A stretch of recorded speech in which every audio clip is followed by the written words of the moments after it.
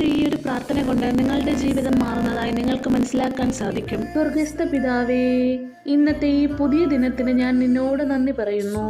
നിന്റെ കരുണയാൽ ഞാൻ ഉറക്കത്തിൽ നിന്നും എഴുന്നേറ്റു. ആരോഗ്യത്തോടെയും സന്തോഷത്തോടെയും ഈ പുതിയ പ്രഭാതം കാണുവാൻ എനിക്ക് സാധിച്ചു. കർത്താവേ, ഇന്നത്തെ മുഴുവൻ ദിനവും നീ എന്നെ നയിക്കണമേ. ഞാൻ ചെയ്യുന്ന ഓരോ കാര്യത്തിലും നിന്റെ ഇഷ്ടം പൂർത്തിയാകട്ടെ.